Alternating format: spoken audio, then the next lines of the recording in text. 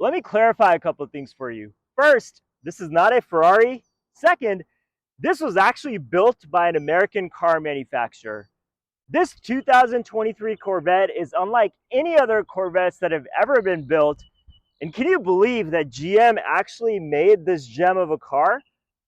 And Corvettes have been so polarizing. People either love them or hate them.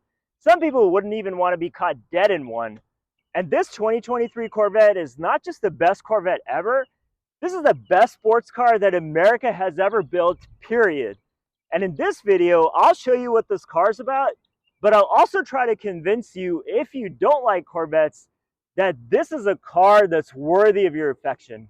Looking at this car, you would never think that this was built in the US. It's got these exotic supercar looks, something you would expect out of a Ferrari or Lamborghini, but definitely not out of a Corvette.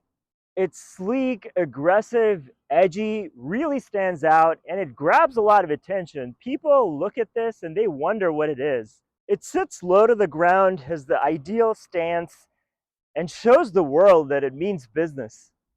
If I had one complaint about how this looks, it would be the rear end and how far the lights are from each other, and the tailpipes are at the very edges. I would have much preferred that they were in the center like the prior Corvettes. If that happened, then I think everything about the design would have been perfect. But then you have this incredible front end that looks like it breathes fire, so that makes up for the deficiencies in the back. The side profile is phenomenal, the way they've designed it, especially the door handle, which is hidden underneath. You just reach in and push the button and the door opens. The roof on this car is relatively easy to remove. You could do it as one person, ideally two people, because it's a little bit cumbersome, and I'll show you right now what it looks like to take it off and put it in the trunk. There's a few latches inside that you unhook and unclip, and then the roof just directly comes off.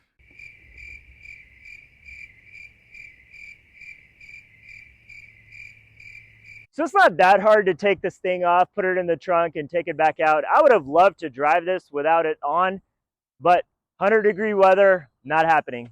This is what ultimately makes you feel like you're driving an exotic supercar. The fact that you have the engine behind your head and you can see it visually, this just adds an extra dimension to what these new Corvettes are all about. And then behind the engine, you also have some trunk space, which I'll take whatever space the Corvette can give me.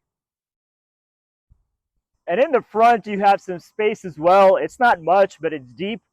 Perfect for an overnight bag, so when you just need to get out of the house and run away with the Corvette, you can. Now, the interior of the Corvette is where it feels special. This is a jet fighter inspired cockpit. As you get inside, you see that you're surrounded by all of the things that you need. It's highly functional. The buttons and the switches are all oriented around the driver. And when you get in, it just fits. Now, this car is perfect for the driver, but for the passenger, I'm not too sure. You see this huge center stack?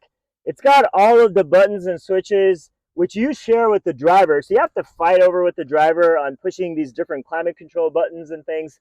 But then once you're here, it feels a little closed off. So if you close the door, if you have any claustrophobia whatsoever, I think you'd get in here and not feel all that comfortable.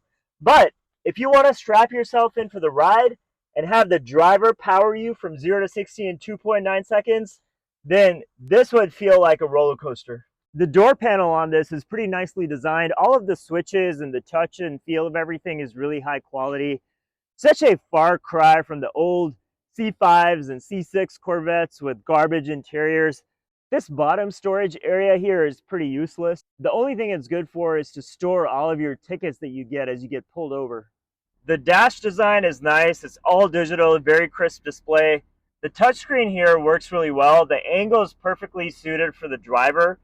Everything is focused and oriented around the driver here. And the manipulation of all these things is very straightforward, very, very responsive. Crisp display, easy to see things. There's not a huge amount going on here, but it's got the basics like your Apple CarPlay and your phone connections and Bluetooth and everything like that. So all of it works really nicely, and it's just the right amount of technology, but you don't need anything more in a Corvette. Down here, you just have your essentials, your park, rear neutral drive, and a manual button if you want to use the manual shift option. This is the mode controller, which I actually don't like how they designed it because it's a little bit hard to twist, and this thing just gets in the way. So this doesn't need to exist. You just need this knob that you can switch, and once you twist that, it gives you different drive modes like tour and sport and track. So depending on what kind of mood you're in or what kind of driving you're doing, you can change it or even customize the modes. And then the cool thing about this Corvette is the Z button. This is a tribute to Zora, who's known as the father of the Corvette. And once you hit the Z button, you can change everything on here. Your steering mode, your engine shift, brake fuel. Everything's right now to the maximum setting. And when we drive this car, you'll see what it feels like. But Z mode is the mode to be in. These AC vents, they're all hidden and they're all very streamlined if you see across the car. They look cool and I appreciate the design element, but this doesn't actually work that well when you're trying to point it towards your face, especially when it's 100 degrees outside. You want the air just blasting in your face, but it just doesn't work that well. So it's almost a little too hidden and it's blocked. Now, when you're in the car, the visibility is pretty limited. You can see from the mirror, there's just this little window back here, which you can barely see out of. And you just have the side mirrors. And if you have to adjust it perfectly, because if you don't, then you have crazy blind spots. But those are just normal supercar challenges that you have to deal with. The good news is the visibility thing can be solved. There's higher versions of trim with the Corvette where there's like an actual camera in the rear view mirror and other ways that you can adjust for it. But once you take some time to figure all those things out, then you're all set to go. This C8 Corvette is just an easy car to drive. When you look around you, everything's situated perfectly as a driver. It's got that cockpit-like feel. Everything's within its arm reach and super functional. And even though the spaces are tight and visibility is limited, this just has a natural feeling of comfort and the car fits like a glove. And this transmission is excellent. It's a dual clutch 8-speed transmission. Shifts are really quick. And a manual would be nice for sure, but you're not gonna get any faster than what the shifts can do. The best thing about this car is the V8, which really comes alive when you get on it. But even just cruising around, you hear that faint rumble right behind your head. And of course, this is the first Corvette to have the engine behind you instead of in front of you. So here we're gonna get a chance to listen to the V8 and see what it sounds like.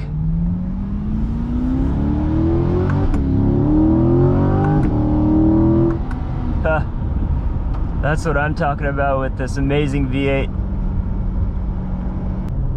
This thing is just too much fun. And the way the C8 Corvette's really dialed in everything with the V8 is just absolutely fantastic.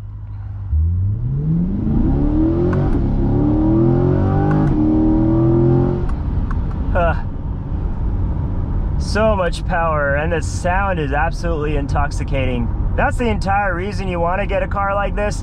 But then what Corvette's done, what GM's done with these cars, is not only do you get that straight line acceleration and speed, you also get incredible handling. Like, this car is so balanced, so fine-tuned, that on curvy roads, it's just at home as it is on straightaways. This is one of the best cars I've driven in a long time.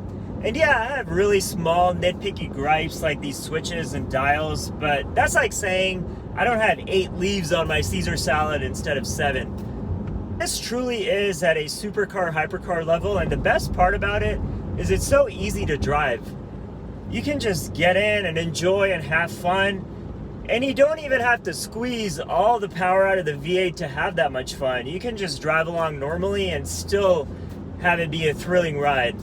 This C8 has gotten it right on just about every aspect of the driving experience.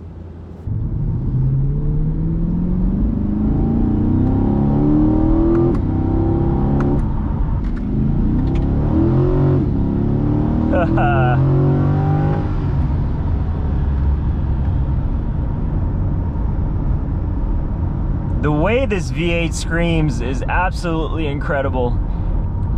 The big challenge with this car is that it's so fast and quick that you're barely scratching the surface when it comes to performance on city streets.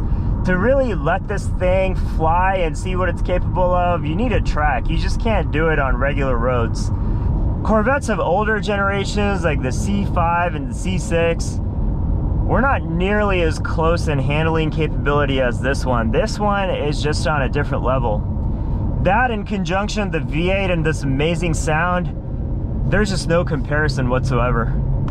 The way it can take turns, the flat-footedness, the way it's planted in the corners, it's absolutely incredible. And the mid-engine gives it that extreme level of balance that just didn't exist even with the C7. Makes driving this a pure joy. The V8, in addition to the handling prowess, it's just such an insanely amazing combination. What the C8 has done with this combination is really special. And the nice thing about Corvettes is if you just want to relax and have a quiet drive, you can, because it does have that level of driver comfort. The seats are great, there's not a lot of wind noise, it's just a nice, relaxing drive. So after you've had enough fun with your V8, put it back into tour mode and then go cruising along to wherever your destination takes you.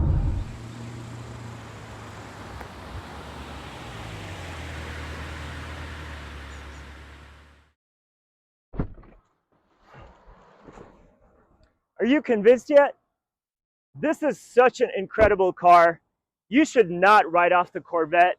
And Ford, GM, Chrysler, Dodge, if you're listening, build more cars like this. I hope this is not the end, but the beginning of a new generation of American supercars, because we all need a lot more of this in our lives.